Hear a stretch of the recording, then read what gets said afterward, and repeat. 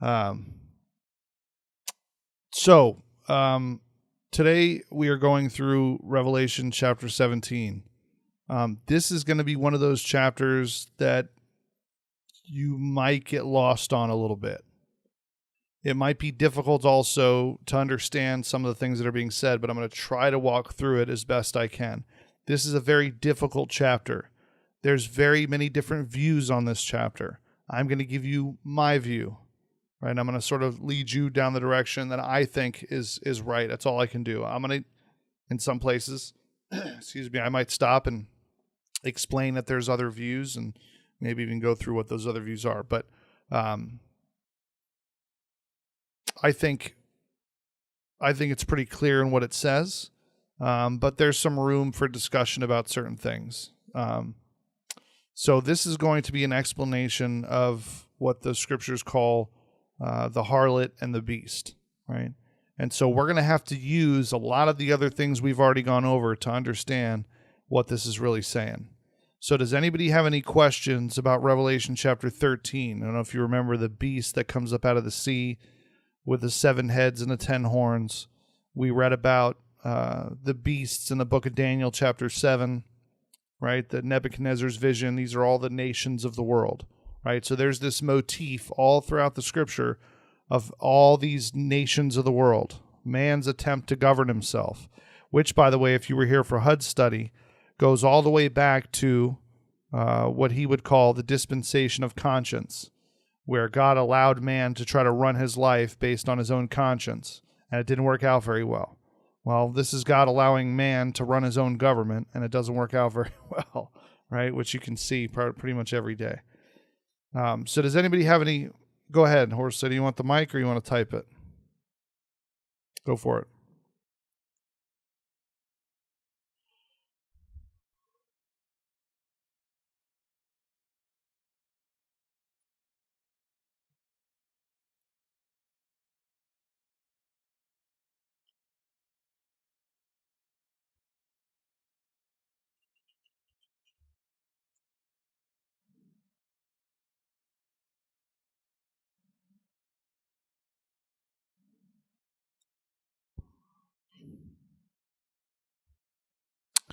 What politics and what do you mean? Like, give me an example of what you mean by that.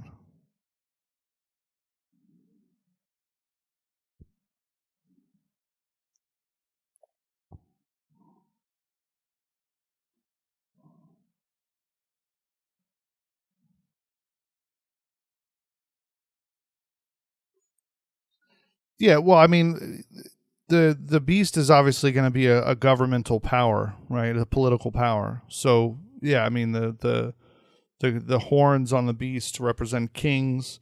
The heads represent the nations that they're on top of, they're in charge of. So yeah, it's going to be a political, at least partially a political power. So, but the sea represents the nations in general. It's sort of a, obviously a symbol that represents the chaos and instability of the fallen world. Essentially, is what the sea is supposed to represent.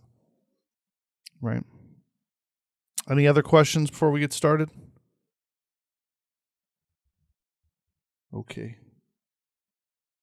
So this is Revelation chapter 17, verse 1. I'm going to be reading out of the King James. If you're reading another version and you have an issue with the translation, you just ask, and we will answer your question as best we can. Hold on a second. And there came one of the 7 angels which had the 7 vials, and talked with me, saying unto me, Come hither, I will show unto you the judgment of the great whore that sitteth upon many waters. So he's saying, look, I'm going to show you what her judgment is, right? And she's sitting upon many waters, right? It's going to explain to us what this all means. Verse 2, with whom the kings of the earth have committed fornication, and the inhabitants of the earth have been made drunk with the wine of her fornication. So this is a global influence. This is not just one country, right? Whoever she is, right? All the kings of the earth have committed fornication with her, which means this is symbolic of false religion, This is the false religious systems of the world. This is Mystery Babylon, and we're going to get into that as we go on. Verse 3, so he carried me away in the spirit into the wilderness, and I saw a woman sit upon a scarlet-colored beast, full of names of blasphemy, having 7 heads and 10 horns. We've seen this beast multiple times. The beast with 7 heads and 10 horns, right? She is sitting on the beast. The beast carries her around, right? So this false religious system is coupled with this beast political system. And we see that in Revelation chapter 13. We see the first beast, which is a political power, and the second beast, which is obviously a religious power that does signs and wonders and points to the worship of the first beast, right? Points to the worship of the political power. And being full of names of blasphemy just means that its nature, its essence is a blasphemous political.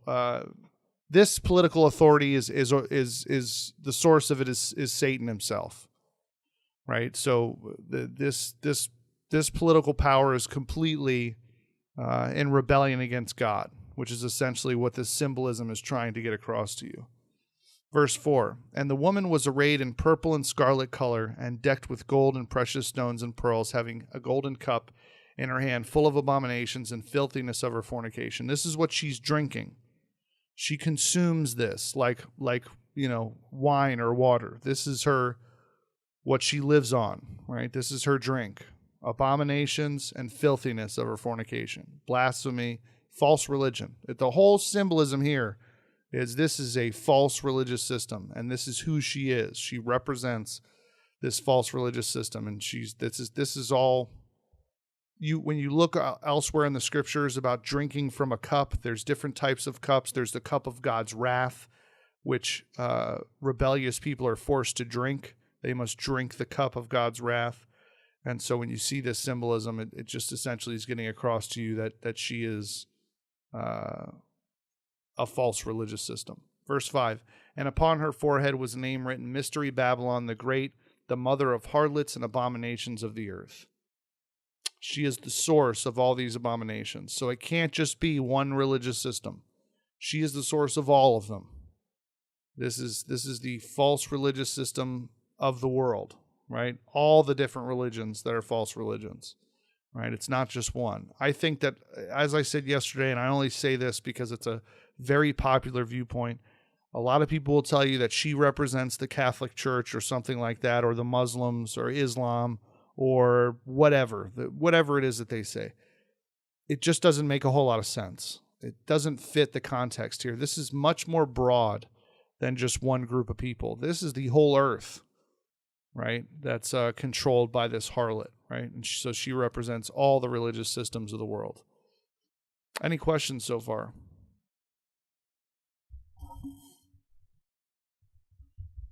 Go ahead, Chantel.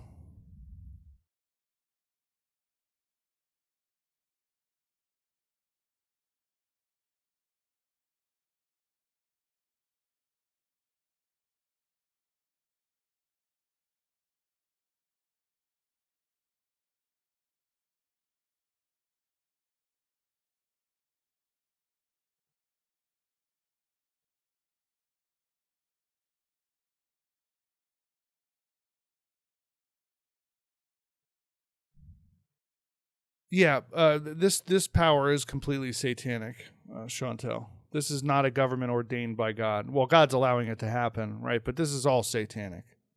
Right? Satan's behind this, and that's going to become pretty clear as we read these things, right? Does that answer your question?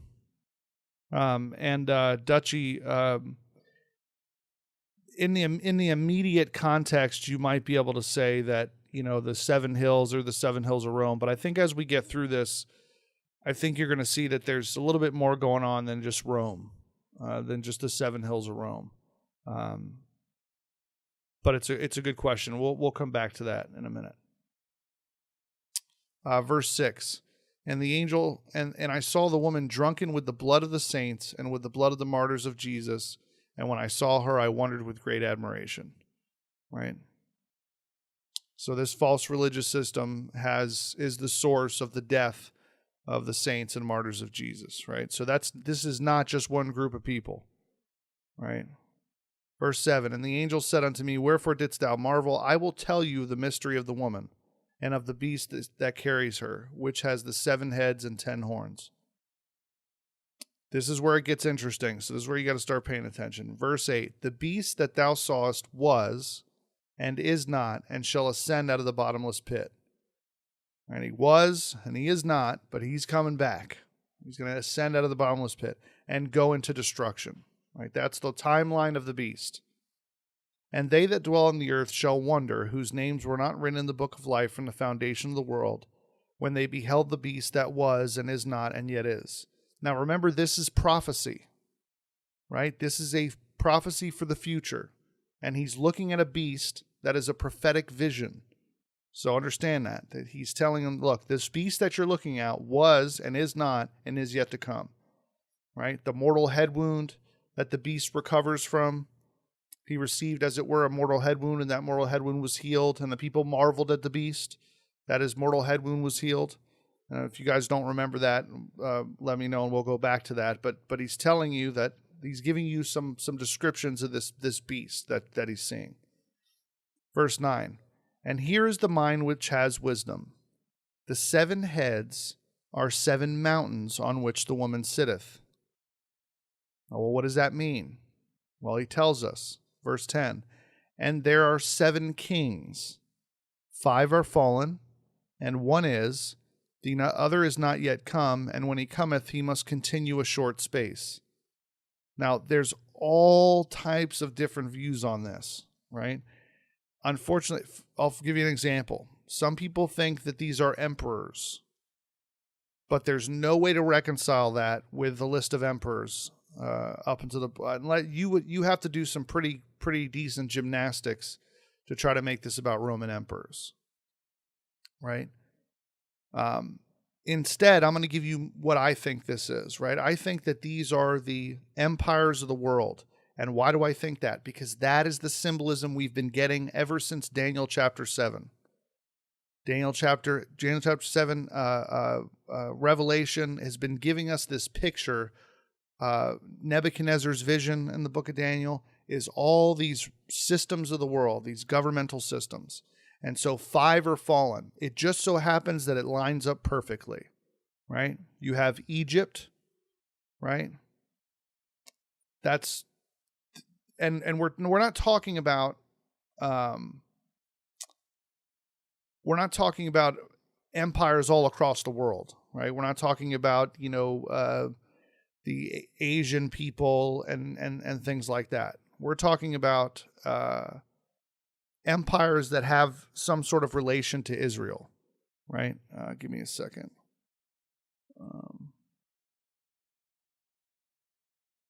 Let me find this. Does anybody have any questions so far?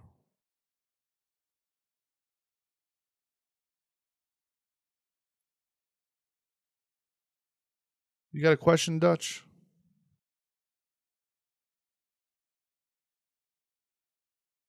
Isn't the beast the symbol for the Assyrians and later Nazi Germany?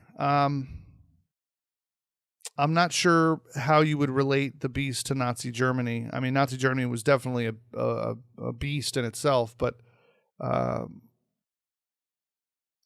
don't know that. I mean, are you saying that the beast is represented by those 2 nations and that's it? Or I guess I would need some clarification. But so what you essentially have is so it says that 5 are fallen, right? So you have Egypt, that's 1. Assyria, which took away Israel into captivity.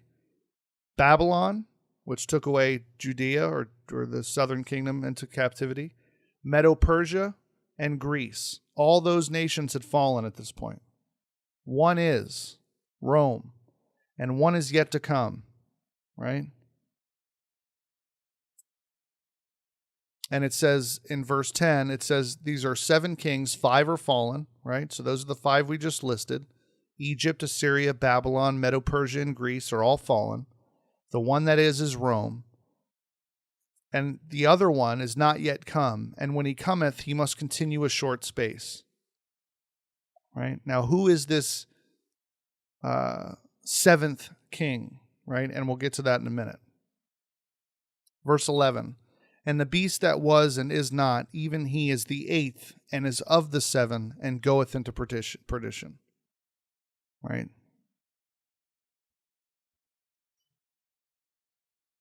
What's up, horse lady?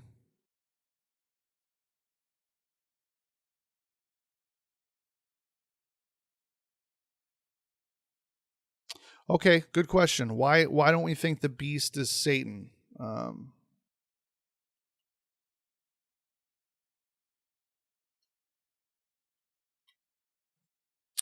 Can you post Revelation chapter 13, verse 4?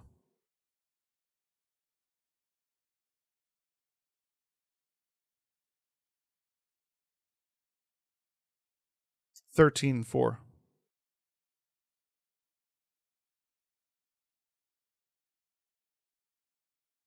And they worshiped the dragon which gave power unto the beast, and they worshiped the beast, saying, who is like unto the beast, who is able to make war with him? So the dragon, who is Satan, and the beast are not the same thing.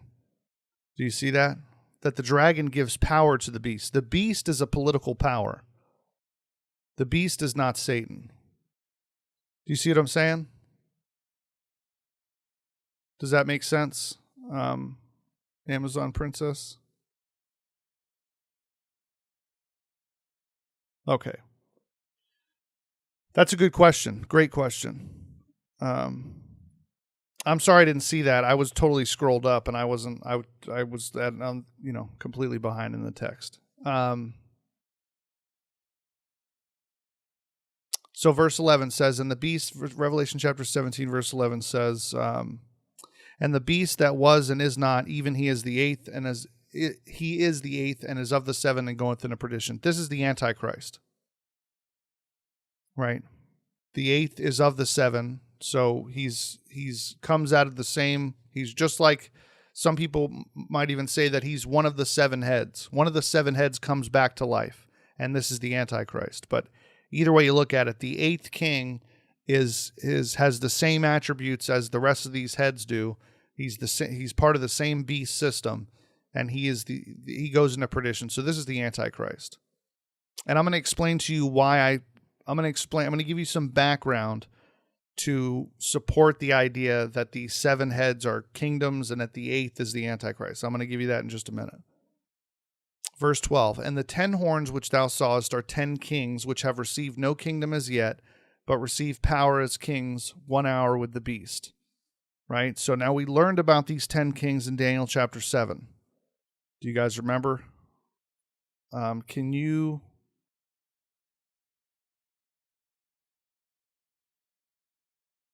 post Daniel chapter 7, verse 7?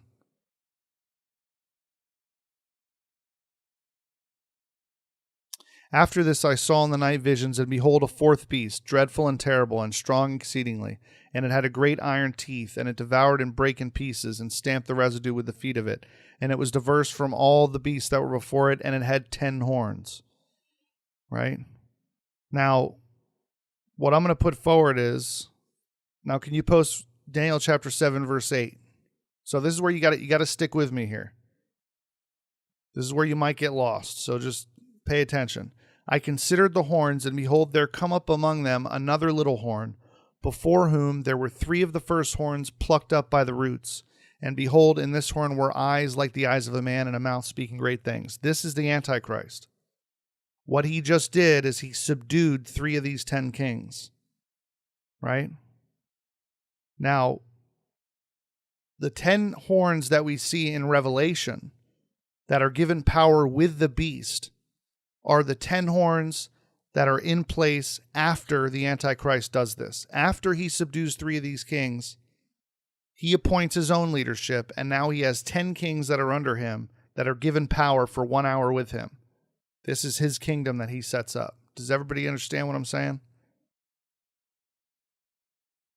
So it's a 7-headed beast. Right? So this is a reconfederated Roman Empire. That's what this is. And why do we know it's a reconfederated Roman Empire? Because the beasts of Daniel chapter 7 are very clearly laid out for us. Let's go through this just one time real quick so we can understand what I'm saying here. Can you post Daniel chapter 7 verse 4?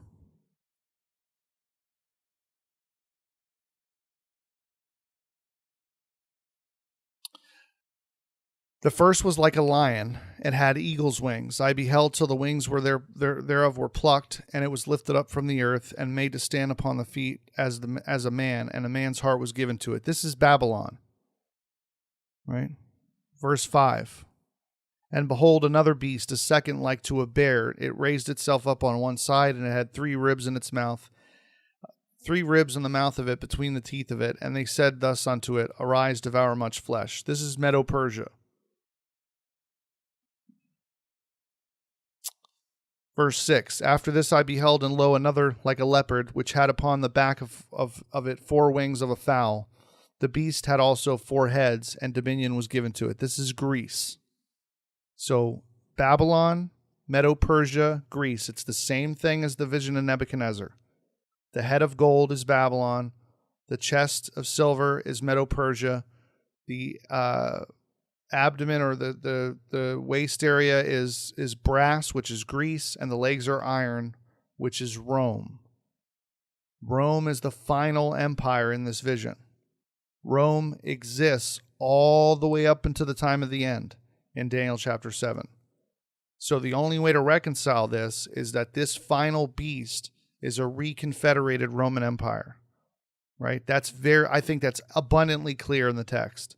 That whatever this nation is, whatever you want to call it, what it really is a reborn Roman Empire. I think that's, and we can talk about that. If someone disagrees with that, that's fine, but I think it's pretty clear. Is anybody completely confused at this point?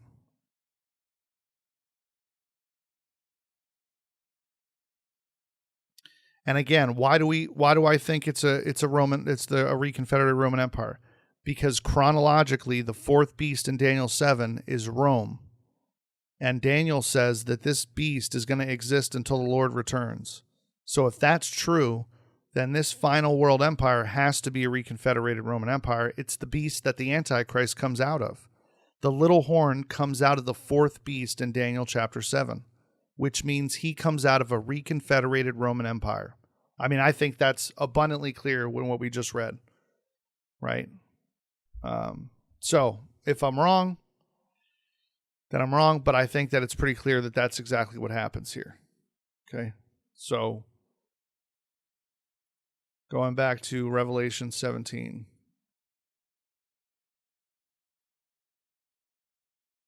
Any other questions? Right, Amazon Princess, the beast is referenced, the Antichrist is referred to as the beast, but also the beast is referred to as the political power on which the Antichrist sits. Do you see what I'm saying? So it's the beast system, and then there's the beast, which is the Antichrist. And he is a beast, all of them, all in himself. But there's also a beast when it references this political power with 7 heads and 10 horns. They're all of one spirit. That's the whole point. The Antichrist and the beast system, it's all one person behind it, and that's Satan, the dragon. He is behind all these things. Right? Right. Right. So essentially there's 2 references for beasts, the Antichrist and then the beast system. See what I mean? Yep. It's definitely all his fault. Where are we at? Verse 13?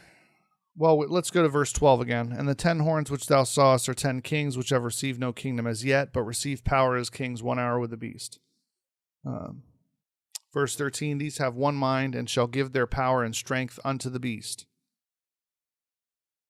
Verse 14, these shall make war with the Lamb, and the Lamb shall overcome them, for he is Lord of lords and King of kings, and they that are with him are called and chosen and faithful. Right? Yeah, well, he is going to get rid of Satan, but I agree with you. It would be nice, wouldn't it? But it's going to happen. Okay, so Verse 15, and he saith unto me, the waters which thou sawest, where the horse sitteth, are peoples and multitudes and nations and tongues. So why do we believe that the sea, it represents people and Gentile nations? Because the scripture tells us that that's what it represents. Right? So the waters that she's sitting on, the beast, she's riding the beast, and the waters that she's sitting upon are peoples and multitudes and nations and tongues. So this is everyone, right?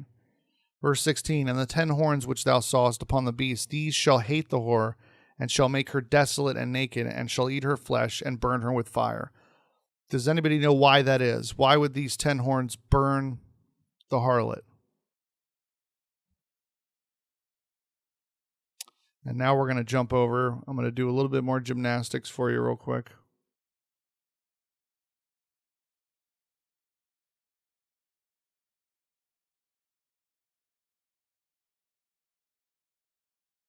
Can you post Daniel chapter 11, verse 36? So these verses in Daniel chapter 11, the first part of this is undoubtedly explaining to you what a man named Antiochus Epiphanes did. Antiochus Epiphanes was a Greek Seleucid king. After Alexander died, his kingdom was split up into 4 parts, and the Seleucid Empire was part of that. Out of the Seleucid Empire comes this wicked king. His name was Antiochus Epiphanes. He is at least a foreshadow fulfillment of the abomination of desolation. He stood up a statue to Zeus in the temple and sacrificed pigs on the altar, right? And he was a pretty wicked man.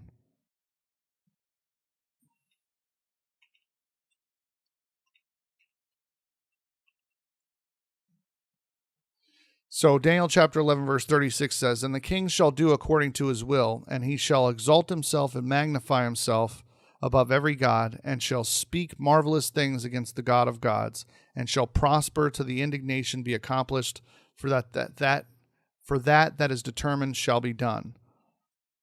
Verse 37, neither shall he regard the God of his fathers, nor the desire of women, nor regard any god, for he shall magnify himself above all. Verse 38, but in his estate shall he honor the God of forces, and a God whom his fathers knew not shall he honor with gold and silver and with precious stones and pleasant things. Right? So essentially what it says is he's going to worship himself. This is the Antichrist. So he is not concerned with the false religious systems of the world. He's going to get rid of those. You're not going to be a Muslim when the Antichrist comes. You're going to be part of his religion, right? So he's going to demand worship. He will stand himself up in the temple and proclaim himself to be God, right?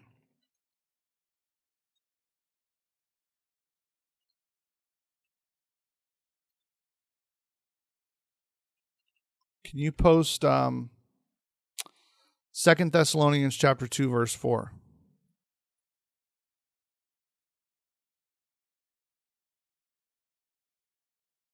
Right, exactly. Amazon Princess, you're going to be an Antichrister. Exactly. Part of the Antichrister church. Who opposeth and exalteth himself above all that is called God. That's what we just read in Daniel 11. Or that is worship, so that he as God sitteth in the temple of God, showing himself that he is God. So he's going to have no concern with this harlot. He's going to get rid of her. He's going to burn her with fire, right? Because he wants to be worshipped. Right, so that's essentially what that means. He's going to get rid of all other forms of worship. Okay, back to Revelation 17.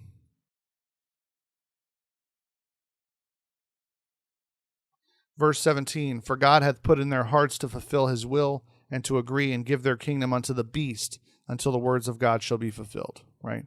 So the harlot is taken out of the way because the kingdoms of the world are given over to the Antichrist. Verse 18, and the woman which thou sawest is that great city which reigneth over the kings of the earth. This is a vision. It's not talking about an actual city. It's just not. Now people say, well, yeah, it's talking about a specific city. There's no way in context to read it that way. If that's going to be read literally, you have to read the rest of this literally, and there's going to be a woman sitting on Godzilla, which is going to come and attack people. So you can't read it that way. It's silly to jump out of an interpretive method halfway through and say that this last verse, some people say it's Israel. That great city is Israel.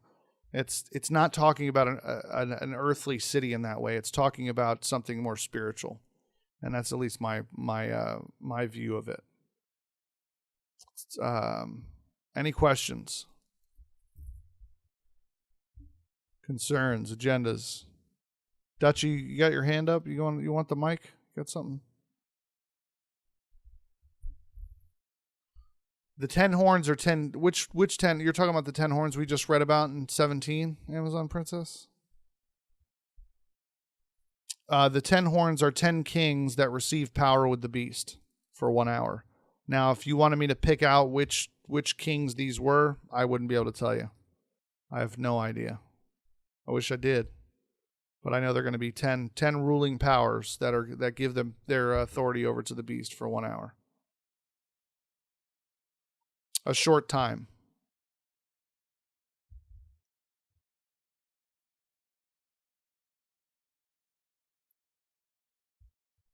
Any other questions or concerns?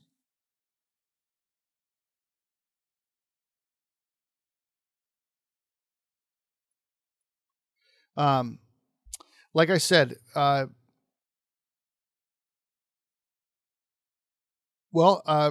it's important because it's written in the scriptures, right? So even if you don't think you're going to be here, it's good to read these things. Just remember what it says in Revelation chapter 1. Blessed is he that readeth, and they that hear the words of this is Revelation chapter 1 verse 3. Blessed is he that readeth, and they that hear the words of this prophecy, and keep those things which are written therein, for the time is at hand. It promises a blessing for anyone who just listens to the words of this prophecy, right? So it is important, but you don't have to be afraid,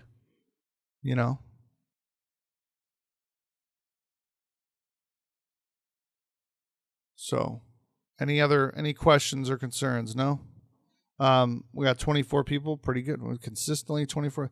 Let me just say, the people of this room have been,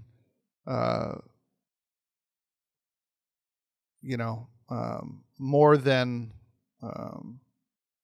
generous. I think that, let me try to get this. I think as far as resources for the website, we're pretty much, we pretty much have what we need at this point for the next year, which only took a very short amount of time, but that's not surprising.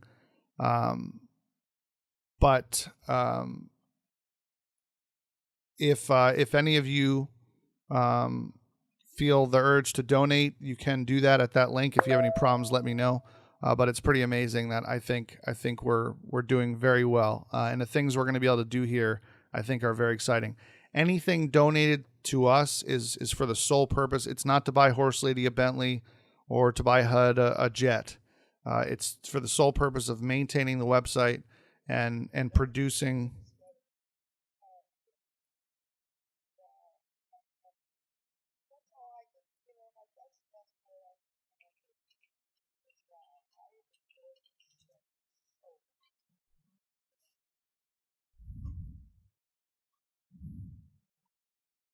No, sorry. I always do that whenever I put a link. Anyway, I was just saying that link, as I was saying, people have been in here have been amazing. If you feel like donating, you can. Anything that is given is for the sole purpose of building and maintaining the website. If somebody could post a link to the website, there are dozens of studies on the website. We add more every single day, and the site's going to be improving. Right now, the way everything's kind of put out, it's sort of disorganized. I'm working on that. I'm going to get everything into a menu system pretty soon that'll be very easy for you to find things. There's going to be a search function. It's going to get a lot better. So it's not to buy Horse Lady a Bentley or anything like that. So just so you know that. Also, as I always do, if you don't know why we're here, or you have someone sitting with you that doesn't understand why we do this every single day of the week, it's because we believe that Jesus Christ is our Lord and Savior, that he died on a cross, shed his own blood to atone for our sin. And because of what he's done, because he loves us, we inherit salvation, eternal life, as a free gift. And he offers this free gift to anyone that will respond to him in faith, because he loves us, right? And we are very thankful for that. And if you have any questions about the gospel message, or how to evangelize, or any help or assistance you needed in evangelizing a family member or friend, please use us. Send somebody a message. We'll create a private room. We'll bring people in.